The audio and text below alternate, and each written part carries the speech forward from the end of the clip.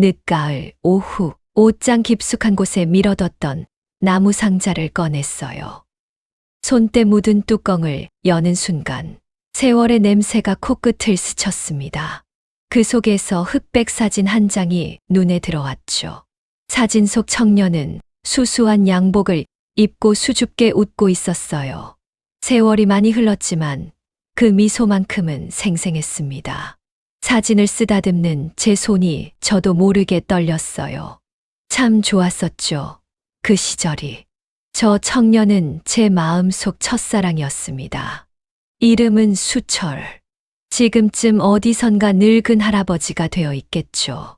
저처럼요. 1960년대 봄, 제가 19이던 해였어요. 시골 마을에서 태어나 자란 저는 집안 형편 때문에 고등학교를 끝까지 다니지 못했습니다. 아버지는 농사를 지으셨고 어머니는 품앗이로 남의 집 일을 거들며 억척스럽게 사셨어요. 그 시절 시골에서는 딸아이를 중학교만 보내도 많이 배웠다고 했습니다. 고등학교까지 보내는 집은 손에 꼽았어요. 그런데 저희 어머니는 달랐어요. 윤정이는 머리가 좋아. 공부를 시켜야 해. 어머니는 글을 배우지 못하셨습니다. 시집 올 때 자기 이름조차 쓸 줄 몰랐다고 했어요. 장을 보러 가도 편지를 받아도 남에게 물어보거나 붓게야 했던 그 서름을 딸 만큼은 겪지 않게 하고 싶으셨대요. 엄마는 평생 남 눈치 보며 살았어. 너는 달라야 한다. 밤늦게 남의 집 일을 하고 돌아오신 어머니가 제 머리를 쓰다듬으며 하신 말씀이었어요. 손이 거칠었지만 그 손길만큼은 따뜻했습니다. 국민학교 선생님도 부모님을 찾아오셨어요. 윤정이는 글 짓기도 잘하고 책도 많이 읽습니다. 중학교에 꼭 보내주십시오. 그렇게 저는 중학교에 갔어요. 동네에서 몇 안 되는 여학생이었습니다. 중학교를 졸업할 무렵 또다시 선생님이 댁으로 찾아오셨어요. 윤정이가 고등학교에 가면 좋겠습니다. 아깝습니다, 이 아이가. 아버지는 난처한 표정을 지으셨어요. 어머니는 한참을 망설이시더니 고개를 끄덕이셨습니다. 알겠습니다. 어떻게든 보내보겠습니다. 그날 밤 부모님이 나누시는 대화를 엿들었어요. 내가 그를 몰라서 얼마나 고생했는지 아나. 윤정이는 달라야 해. 그래도 집안 형편이 내가 품앗이를 더 다니면 돼. 이 집 저 집 일 더 거들면 학비 정도는 마련할 수 있어. 가슴이 먹먹했어요. 그렇게 저는 고등학교에 입학했습니다. 동네에서 고등학교 가는 여자애는 저 하나뿐이었어요.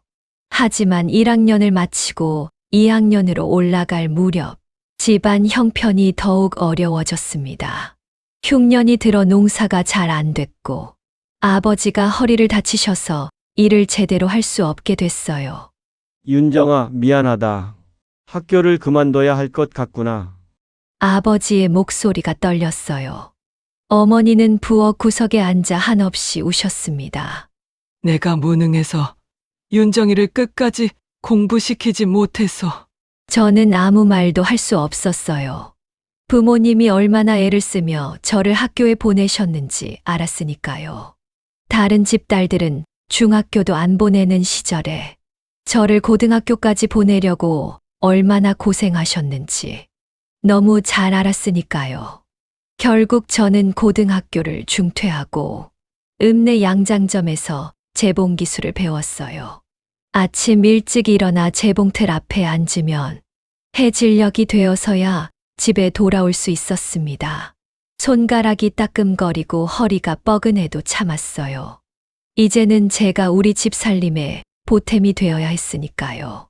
비록 학교는 그만뒀지만 책 읽기만큼은 포기하지 않았어요.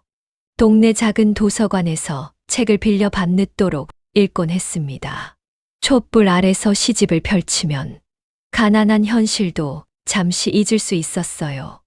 어머니가 그렇게 애써 가르쳐 주신 배움을 그냥 잊고 싶지 않았습니다.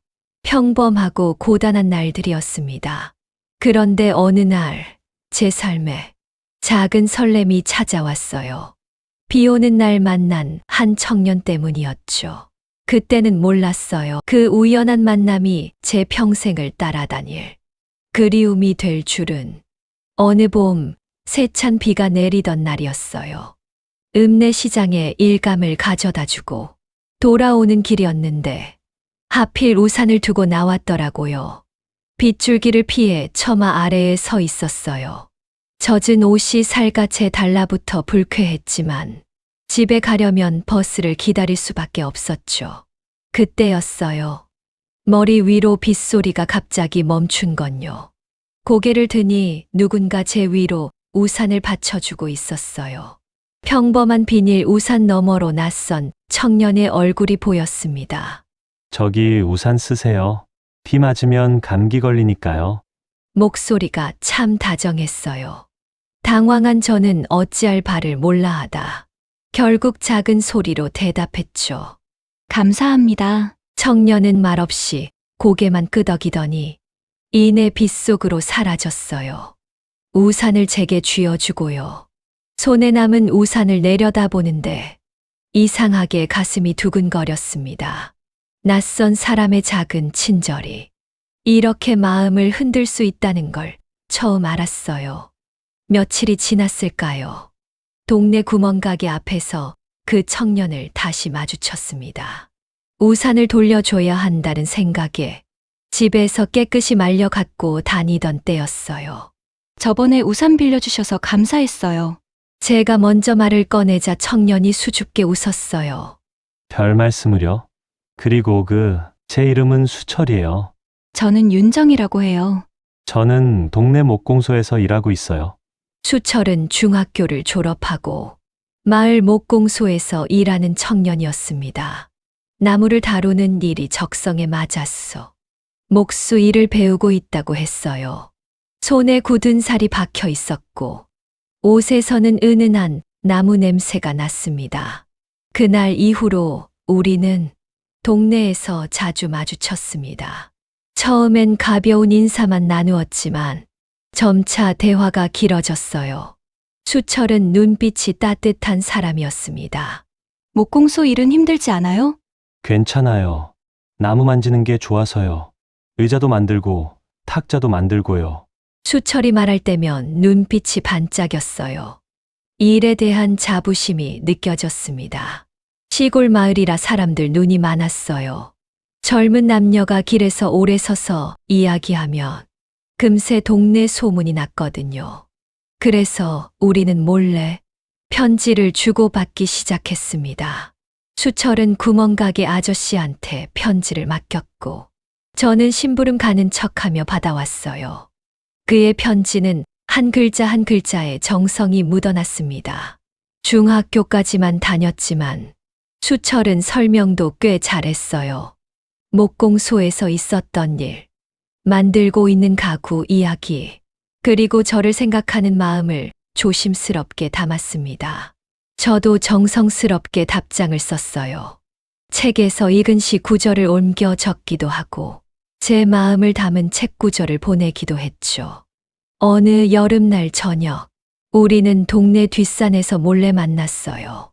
사람들 눈을 피해 산책로를 걷다가 평평한 바위에 나란히 앉았습니다. 매미 소리가 요란했고 석양이 산등성이를 붉게 물들이고 있었어요. 저는 가방에서 공책을 꺼냈습니다. 제가 좋아하는 시를 낭독하고 싶었거든요. 떨리는 목소리로 시를 읽기 시작했어요. 수철은 말없이 들었습니다. 그저 조용히 제 목소리에만 귀 기울이고 있었어요. 시 낭독이 끝나자 한참 만에 수철이 입을 열었습니다. 윤정 씨, 목소리가 참 좋아요. 저는 책을 많이 못 읽어서 이런 시를 잘 모르는데 윤정 씨가 읽어주니까 마음에 와닿네요. 얼굴이 화끈거렸어요. 부끄러워서 고개를 숙였지만 가슴 속에서는 뜨거운 무언가가 일렁이고 있었습니다. 저는 나무 깎는 일밖에 못하지만 윤정 씨는 공부도 하고 글도 잘 쓰시니까 참 대단해요. 수철의 칭찬에 얼굴이 화끈거렸어요. 이 사람이라면 매일이 행복하겠다. 그런 생각이 들었습니다. 이 사람과 함께라면 가난해도 행복할 수 있을 것 같았어요. 하지만 여름이 끝날 무렵 수철이 심각한 표정으로 말했어요. 윤정 씨, 저 군대 갑니다. 귓속으로 쩡 소리가 울렸어요. 예상은 했지만 막상 그 말을 듣자 앞이 캄캄했어요. 2해만 기다려 주실 수 있을까요? 제대하면 목공소에서 더 열심히 일해서 그때는 수철이 목이 메는지 말을 다 하지 못했어요. 저도 눈물이 차올랐지만 꾹 참으며 고개를 끄덕였어요. 기다릴게요. 꼭 돌아오세요. 입대 날이 다가왔습니다. 마지막으로 버스 정류장에서 만났어요. 수철은 제 눈을 보며 약속했습니다. 윤정 씨, 꼭 돌아올게요. 편지 많이 쓸게요. 제대하면 목수일 더 열심히 배워서 윤정 씨한테 좋은 가구도 만들어 드리고 싶어요.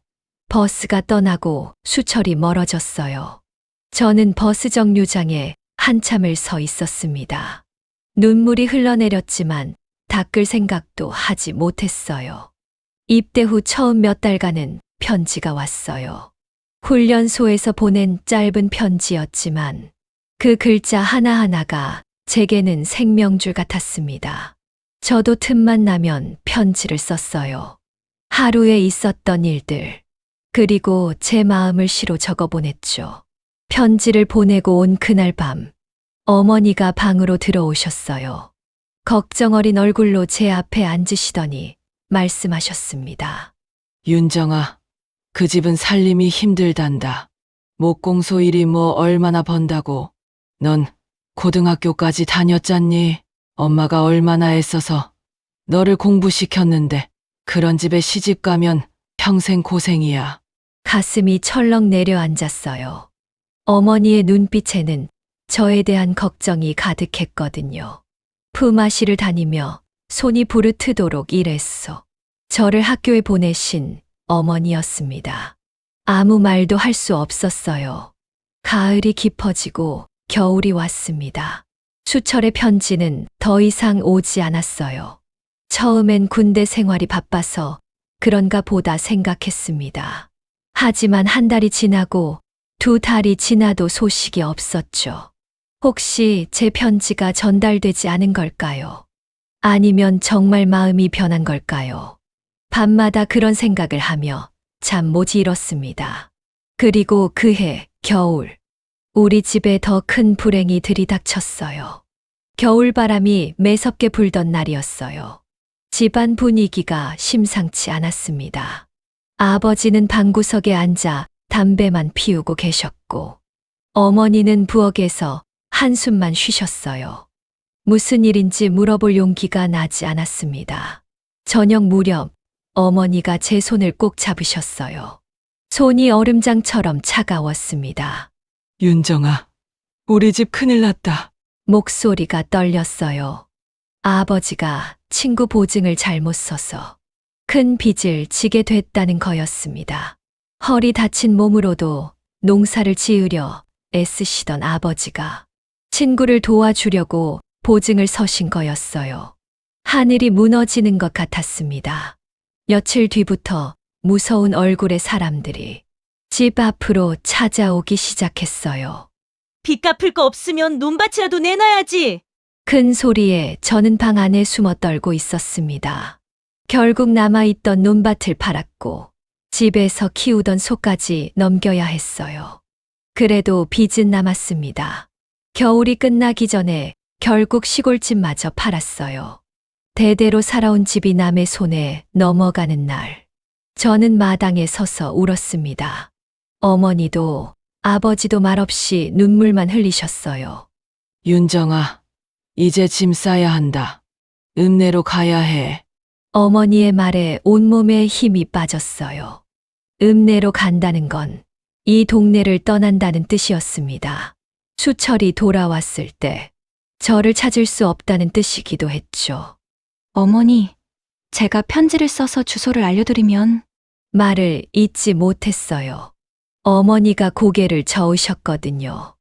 윤정아, 정신 차려라. 그 청년 벌써 몇 달째 편지도 안 오잖니. 아마 마음 편한 거야. 가슴이 찢어지는 것 같았습니다. 정말 수철의 마음이 변한 걸까요? 그럴 리 없다고. 무언가 사정이 있을 거라고 믿고 싶었어요. 하지만 현실은 그걸 기다릴 수 없었죠. 읍내 변두리 반지하 단칸방으로 이사했어요. 창문이 작아 낮에도 어두컴컴한 방이었습니다. 시골의 넓은 마당과 툇마루는 이제 꿈에서나 볼 수 있었어요. 읍내에서의 삶은 고단했습니다. 새로운 양장점을 찾아 재봉일을 시작했어요. 아침 일찍 나가 밤늦게 돌아오는 생활이 반복됐습니다. 손가락은 바늘에 찔려 상처투성이었지만 멈출 수 없었어요. 우리 가족의 생계가 제 손끝에 달려 있었으니까요. 밤마다 작은 창문으로 들어오는 희미한 달빛을 보며 생각했어요. 수철은 지금 어디서 무엇을 하고 있을까? 나를 기억하고 있을까? 혹시 시골 우리 집으로 편지를 보냈는데 내가 받지 못한 건 아닐까? 잠 못 이루는 밤이 많았습니다. 시골집을 떠나온 것에 대한 상실감, 수철과 연락이 끊긴 슬픔이 밤마다 저를 짓눌렀어요. 하지만 아침이 되면 다시 재봉틀 앞에 앉아야 했습니다. 슬퍼할 시간조차 사치였어요. 세월이 흐르면서 수철에 대한 기억도 조금씩 희미해졌습니다. 아니, 희미해지는 게 아니라 억지로 밀어내고 있었는지도 몰라요. 생각하면 너무 아팠으니까요. 읍내 생활이 1년쯤 지났을 무렵이었어요. 제가 일하던 양장점 맞은편에 작은 인쇄소가 있었는데 그곳에서 일하는 청년과 자주 마주쳤습니다. 이름은 강민. 점심시간마다 근처 분식집에서 얼굴을 보다 보니 자연스럽게 인사를 하게 됐어요. 어느 날 강민이 먼저 말을 걸었습니다. 저 맞은편 인쇄소에서 일하는 강민이라고 합니다. 아, 네. 저는 윤정이에요. 수철과는 달리 강민은 밝고 활발했어요. 말도 잘하고 농담도 곧잘했습니다. 점심시간마다 이야기를 나누다 보니 조금씩 편해졌어요. 윤정 씨, 재봉일 힘들지 않아요? 익숙해지니까 할만해요. 저도 인쇄 일이 처음엔 어려웠는데 이제는 재미있어요. 강민과 있으면 웃을 일이 많았습니다. 그 시간만큼은 고단한 현실을 잊을 수 있었어요. 하지만 마음 한켠에는 여전히 수철이 자리 잡고 있었습니다. 강민과 이야기를 나눌 때마다 죄책감 같은 게 밀려왔어요. 수철을 배신하는 것 같았거든요. 몇 달이 흐르면서 강민에게 조금씩 마음이 열렸습니다. 현실을 받아들여야 할 때가 온 건지도 몰랐죠. 강민에게 조금씩 호감이 생기던 어느 날, 강민이 갑자기 말했어요. 윤정 씨, 저 서울로 가야 할 것 같아요. 손에 쥔 숟가락을 떨어뜨릴 뻔했습니다. 서울로요? 네, 인쇄소 본사에서 일할 기회가 생겼어요. 더 배울 수 있는 기회라서요. 또 누군가를 떠나보내야 한다는 생각에 숨이 막혔어요. 다음 달에 올라가요. 제가 서울 가서 자리 잡으면 연락드릴게요. 강민은 약속했지만 저는 그 약속이 지켜지지 않을 거라는 걸 알았어요. 이유는 몰라도 그냥 알 수 있었습니다. 강민이 떠나고 처음 몇 통의 편지가 왔어요. 하지만 점점 뜸해지더니 결국 끊겼습니다. 역시 나였어요. 혼자 남겨진 저는 밤마다 천장을 바라보며 생각했습니다. 내 인생이 이렇게 흘러가는구나. 사랑이란 건 내게 허락되지 않은 건가 봐. 그렇게 체념하며 하루하루를 살았어요. 얼마 뒤 양장점 사장님이 저를 불렀습니다. 윤정아, 우리 조카가 있는데 장가갈 나이가 됐단다. 좋은 사람이니까 한번 만나볼래? 평소에도 제가 일을 잘하고 말을 고상하게 한다고 이뻐하시던 사장님이셨어요. 윤정아, 네 나이가 22이야. 이제 시집 갈 때가 됐다. 어머니가 너를 고생시켜서 공부까지 시켰는데 좋은 데로 시집 가야지. 그 집에서도 아이들 잘 키워줄 현모양처를 원한단다. 네가 딱이야. 때마침 친정에서도 결혼하라고 성화였기에 더 이상 거절할 수가 없었어요. 그리고 며칠 후 양장점 사장님 조카를 만났어요. 읍내에서 제법 큰 가게를 운영하는 성실한 사람이었습니다. 나쁜 사람은 아니었어요. 하지만 가슴이 뛰지도 설레지도 않았습니다. 몇 번의 만남 끝에 양쪽 집안에서 결혼을 서둘렀어요. 저는 그저 흘러가는 대로 맡겼습니다. 사랑이 없어도 살 수는 있잖아요. 현실적으로 안정된 생활을 할 수 있다면 그것도 나쁘지 않다고 스스로를 설득했어요. 왜냐하면 어머니께서 크게 기뻐하셨거든요. 결혼하면서 친정에 도움이 되기도 했고요. 결혼식 날 하얀 한복에 면사포를 쓰고 거울을 봤습니다.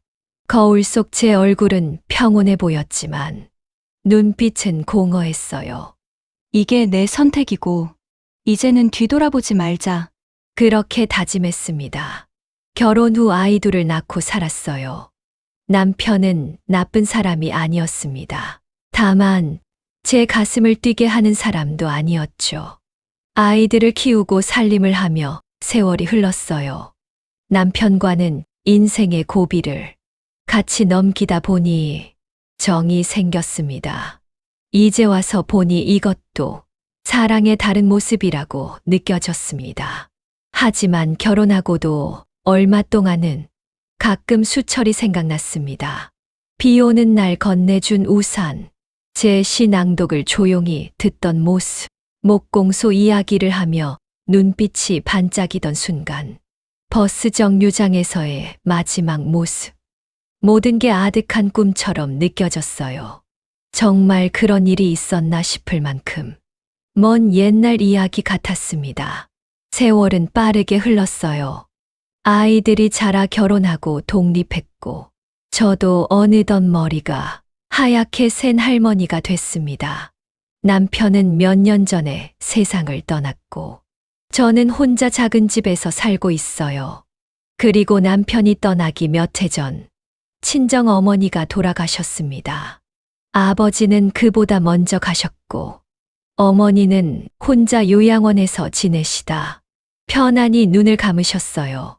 장례를 치르고 어머니 유품을 정리하러 갔습니다. 오래된 옷장을 여는데 낡은 보자기에 쌓인 나무 상자가 눈에 들어왔어요. 본 적 없는 상자였습니다. 무심코 열어보는 순간 온몸이 얼어붙었어요. 제 이름이 적힌 편지 봉투들이 노랗게 바랜 채 가지런히 놓여 있었습니다. 윤정에게 수철의 글씨였습니다. 한 통, 두 통, 10통이 넘는 편지가 있었어요. 떨리는 손으로 첫 번째 편지를 펼쳤습니다. 윤정 씨, 훈련이 끝나고 자대 배치를 받았어요. 여기는 강원도 산골이라 편지 보내기가 쉽지 않네요.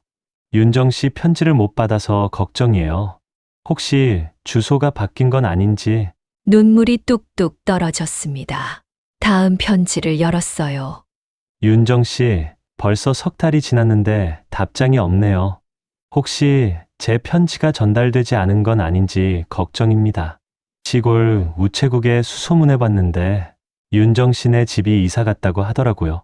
주소를 알 수 없어서 이 편지가 전달될지 모르겠습니다. 군대 생활은 힘들지만 윤정 씨 생각하면 버틸 수 있어요.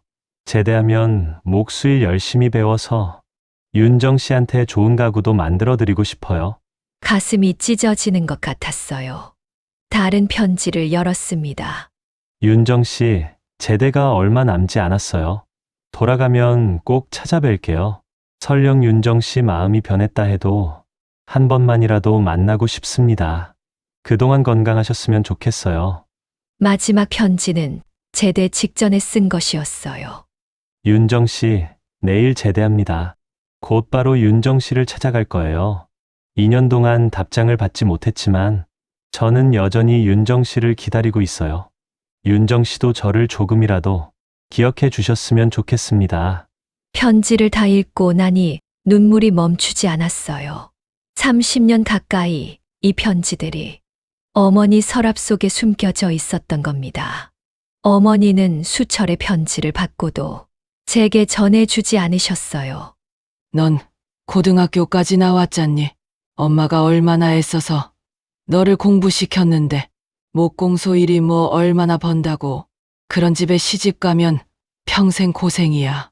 어머니의 목소리가 귓속에서 맴돌았습니다. 딸을 위한다는 마음에서 그런 선택을 하셨겠죠. 품앗이를 다니며 손이 부르트도록 일했어.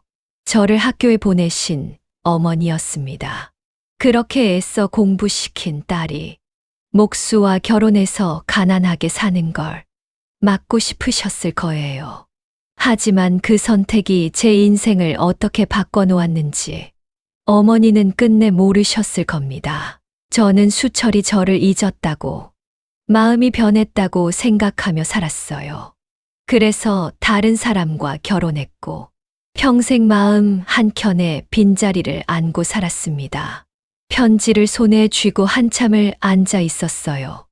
원망스러운 마음과 어머니를 이해하는 마음이 뒤섞였습니다. 부모로서 자식을 걱정하는 마음도 이해는 했어요. 하지만 그 선택이 제 가슴에 얼마나 큰 구멍을 냈는지 가슴이 무너져 내리는 것 같았습니다. 편지를 발견하고는 한참 동안 힘들었어요. 그때 당시 남편은 어머니를 떠나보내고 힘들어하는 줄 알았죠. 남편에게 미안했지만 맹세코 부정한 마음은 아니었어요. 그냥 그때 당시 나에게 선택권조차 없었단 것이 속상했을 뿐이었죠. 하지만 이미 오랜 시간이 흐른 후라 소용없었어요. 원망할 사람도 이미 사라졌으니까요. 며칠 후 편지와 오래된 사진을 들고 동네 공원으로 갔어요. 벤치에 앉아 노을 지는 하늘을 바라봤습니다. 수철 씨, 작게 속삭였습니다. 그 시절 당신을 사랑했어요. 허공을 가로지르는 고백이었어요. 그때 전하지 못했던 마음이 비로소 입 밖으로 흘러나왔습니다. 수철과의 사랑은 이루어지지 못했어요. 이제는 어디서 무엇을 하며 사는지도 모릅니다. 그럼에도 그가 그리운 건 아마도 그 시절의 내가 그리워서일 거예요. 이제 저는 70이 넘었어요. 인생의 황혼을 바라보는 나이죠. 만약 다시 그때로 돌아갈 수 있다면 다른 선택을 할 수 있었을까요? 잘 모르겠어요. 어쩌면 똑같은 선택을 했을지도 몰라요. 현실의 벽은 그만큼 높았으니까요. 하지만 한 가지만큼은 확실합니다. 수철과 나눈 풋풋한 사랑은 제 인생에서 가장 아름다운 기억이라는 것. 그 마음만큼은 제 가슴 속에 영원히 남아있을 거예요. 어쩌면 이뤄지지 않았기에 좋은 추억이 된 것일지도 모르죠. 고마웠어요, 수철 씨. 그 시절 정말 행복했어요. 그 기억만으로도 충분히 소중했어요. 인생이란 게 그런 거겠죠. 모든 걸 가질 수는 없지만 그 순간순간의 진심만큼은 영원히 남는 거요. 편지를 가슴에 품고 천천히 일어났습니다. 집으로 돌아가는 마음이 평온했어요. 그 시절의 사랑을, 그리고 제 삶을 있는 그대로 받아들일 수 있었으니까요. 수철 씨, 제 기억 속에서 당신은 여전히 21살의 수줍은 청년으로 남아 있어요. 당신도 젊은 시절의 나를 기억해 주길 바래요. 예쁜 추억으로. 즐겁게 들으셨다면 좋아요와 구독 눌러주세요. 더 따뜻한 이야기로 찾아뵐게요.